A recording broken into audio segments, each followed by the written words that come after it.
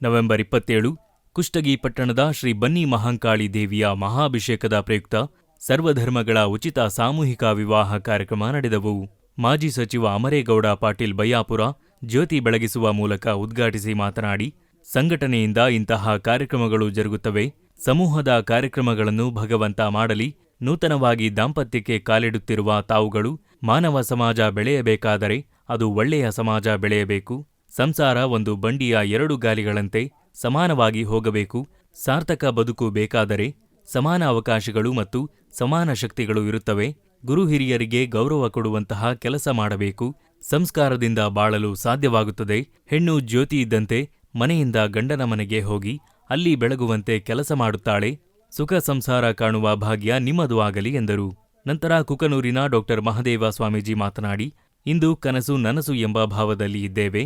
ಕುಷ್ಟಗಿ ಮಹಾನಗರದಲ್ಲಿ ವಜೀರಲಿ ಗೋನಾಳ ಅವರು ಸ್ವರ್ಗವನ್ನು ಸೃಷ್ಟಿಸಿದರು. ಜಾತಿ ಮತಪಂಥಗಳನ್ನು ಒಂದುಗೂಡಿಸಿದ್ದಾರೆ.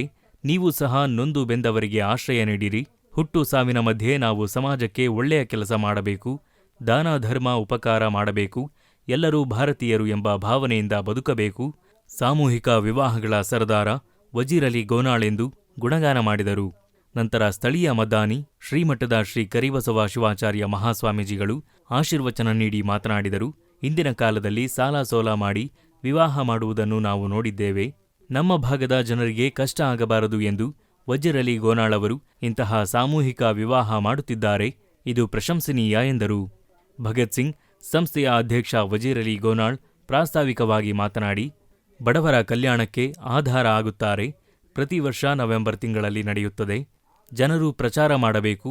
ಕಾಣದ ಕೈಗಳು ಮತ್ತು ಜನಪ್ರತಿನಿಧಿಗಳು ಈ ಸಂದರ್ಭದಲ್ಲಿ ಇದ್ದರು. ವರದಿಗಾರರು Sharanappa Lenad, Hiremannapura, Chanakya express news bureau, Kushtagi. ಒಂದು ಮಾಡ್ಲಿಕ್ಕೆ ಬಸವಣ್ಣ ಹೋರಾಟ ಮಾಡಿದ.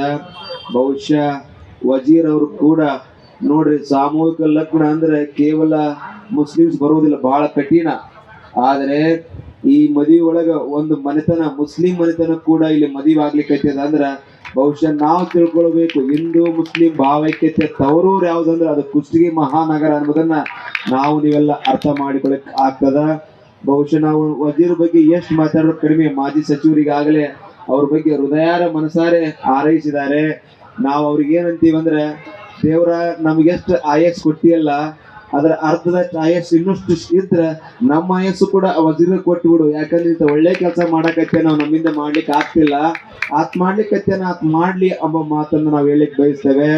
ಬಸವಣ್ಣ ಮತ್ತ ಕುರಿಗಾಯ ರಮಣ್ ನಡ್ಕೊಂತ ಹೊಂಟಿರ್ತಾರ 12ನೇ ಶತಮಾನದೊಳಗೆ. ಹೊಂಟಾಗ ಕುರಿಗಾಯ ರಮಣ್ಣ ನೋಡಿ ಬಸವಣ್ಣ ಅಂತಾನ, ಶರಣಾರ್ಥಿ ಕುರಿಗಾಯ ರಮಣ್ಣ ಅವ್ರು ನಿಮ್ಮನ್ನ ನೋಡಿ ದೇವ್ರು ನೋಡಿದಂಗ ಆತ್ ನೋಡು ಅಂತಾನ ಬಸವಣ್ಣ. ಅವಾಗ ಕುರಿಗಾಯ ರಮಣ್ಣ ಅಂತಾನ, ಅಲ್ ಬಸವಣ್ಣ, ನನ್ ನೋಡಿ ದೇವ್ರು ನೋಡಂಗೈತಿ, ನೀನಾ ದೇವ್ರಿ ಜಗತ್ತಿಗೆ. ಎಲ್ಲರನ್ನ ಒಂದು ಮಾಡಿ ಬಿದ್ದವರನ್ನ ಬೀಳತಿರನ್ನ ಎತ್ತವ್ರು ಯಾರಂದ್ರೆ ಬಸವಣ್ಣ ಅಂತೇಳಿ ಇಡೀ ಜಗತ್ತ ಸಾರ್ಲಿಕ್ಕೆ ಎತ್ತೈತಿ ಅಂತ ನೀ ನನ್ನ ದೇವ್ರಂತೀಯಲ್ಲೋ ಬಸವಣ್ಣ, ನೀನು ದೇವ್ರ ಅಂದಾಗ ಬಸವಣ್ಣ ಅಂತಾನ, ಇಲ್ಲ ಕುರಿಗಾಯ ರಮಣ್ಣ, ತಪ್ಪು ತಿಳ್ಕೊಂಡಿ ನೀ ಹೆಂಗ ದೇವ್ರಂದ್ರ ಮತ್ತ ಭಗವಂತನ ಕೆಲಸ ಏನ್ ಹೇಳಂದಾಗ ಕುರಿಗಾಯ ರಮಣ್ಣ ಅಂತಾನ, ಭಗವಂತನ ಕೆಲಸ ಏನಂದ್ರೆ ಕಾಯುವುದು. ಭಗವಂತನ ಕೆಲಸ ಕಾಯುವುದು. ಮತ್ ನೀ ಏನ್ ಮಾಡಕೈತಿ, ಕುರಿ ಕಾಯಕೈತಿ ಅಂದ್ರೆ ನೀನು ಕಾಯುವನು ಅಂದ್ಬಳಿಕ ನೀನು ದೇವ್ರಪ್ಪ ಅನ್ನೋ ಮಾತನ್ನ ಬಸವಣ್ಣ ಹೇಳ್ತಾನ. ಬಹುಶಃ ನಮ್ಮ ವಜೀರ್ನ ಯಾರ್ಯಾರು ಕಾದಾರ ನೋಡ್ರಿ, ಹೆಂಗ್ ಕಾದಾರ ಅಂದ್ರೆ ಗುಪ್ತವಾಗಿ ಕೊಟ್ಟು ಕಾದಾರ, ಪ್ರತ್ಯಕ್ಷ ಕೊಟ್ಟು ಕಾದಾರ. ಅವ್ರೆಲ್ಲರೂ ಯಾರ್ಯಾರು ಕಾದಾರಲ್ಲ ಅವರೆಲ್ಲರೂ ಕೂಡ ದೇವ್ರ ಸಮಾನ ಎಂಬುದನ್ನ ನಾವೆಲ್ಲ ಅರ್ಥ ಮಾಡಿಕೊಳ್ಬೇಕು. ಹಾಗಾಗಿ ಯಾರು ಕಾಯ್ತಾರ ಅವರು ದೇವ್ರಾಗ್ಯಾರ. ಯಾರು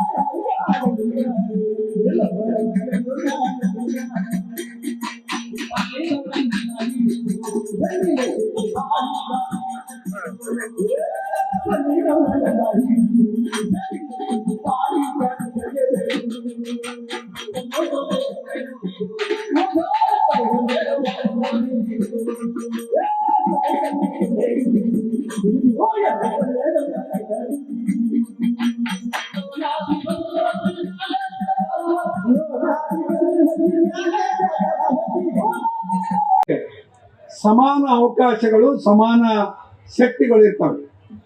ಯಾಕೆಂದ್ರೆ ಇವತ್ತು ಪುರುಷರು ಹೊರಗಡೆ ಹೋಗಿ ದುಡ್ಕೊಂಬಂದ್ರೆ ಮನೆಯಿಂದ ನಿಭಾಯಿಸ್ತಕ್ಕಂಥ ಶಕ್ತಿ ಹೆಣ್ಮಕ್ಳಿಗಿರ್ತದೆ. ಅದಕ್ಕಾಗಿ ಹೆಣ್ಮಕ್ಳಿಗೆ ನಾವು ಏನು ಕರಿತೀವಿ ಅಂದ್ರೆ ಶಕ್ತಿ ದೇವತೆ, ಜಗಜ್ಜನನಿ, ಸೃಷ್ಟಿಕರ್ತೆ, ಈ ರೀತಿ ನಿಮ್ಮನ್ನು ಕರಿಬೇಕಾದ್ರೆ ನಿಮ್ಮಲ್ಲಿ ಅಗಾಧವಾದ ಒಂದು ಶಕ್ತಿ ಇರ್ತದೆ. ಅಗಾಧವಾದ ಶಕ್ತಿ ಅಂತ ಇಲ್ಲಿ ಇನ್ನು ಮುಂದೆ ನೀವು ನಿಮ್ಮ ತಂದೆ ತಾಯಿ ಮನೆಯಲ್ಲಿ ಯಾವ ರೀತಿ ಇರ್ತೀರೋ ಅದಕ್ಕಿಂತಲೂ ಹೆಚ್ಚಿನ ಜವಾಬ್ದಾರಿಯಿಂದ ಈ ಮನೆಯಲ್ಲಿ ಇರ್ತಕ್ಕಂಥದ್ದು ಆಗ್ಬೇಕು. ಅಲ್ಲಿ ನಿಮ್ಮ ತಂದೆ ತಾಯಿಯನ್ನ ಯಾವ ರೀತಿ ಪಾಲನೆ ಪೋಷಣೆ ಮಾಡಿದ್ರಿ ಅದೇ ರೀತಿ ಇಲ್ಲಿ ಗಂಡನ ಮನೆಯಲ್ಲಿ ಗಂಡನ ಜೊತೆಗೆ ಅಲ್ಲಿರ್ತಕ್ಕಂಥ ಎಲ್ಲ ಗುರು ಹಿರಿಯರಿಗೂ ಕೂಡ ಗೌರವವನ್ನು ಕೊಡ್ತಕ್ಕಂಥ ಕೆಲಸ ಆಗ್ಬೇಕು. ಯಾವ ಮನೆಯಲ್ಲಿ ಹೆಣ್ಮಕ್ಕಳು ನಗನಗುತ್ತಾ ಇರ್ತಾರೆ ಆ ಮನೆಯಲ್ಲಿ ಲಕ್ಷ್ಮಿ ವಾಸ ಮಾಡ್ತಾಳಂತೆ. ಅದಕ್ಕೆ ನಾವು ಯಾವತ್ತೂ ಕೂಡ ಜೀವನದಲ್ಲಿ ಕಷ್ಟ ನಷ್ಟಗಳು ಎಲ್ಲರಿಗೂ ಬರದೆ, ಆ ಕಷ್ಟ ನಷ್ಟಗಳು ಎಷ್ಟೇ ಈ ಕುತ್ತಿಗೆ ಮಠ ಬಂದರೂ ಕೂಡ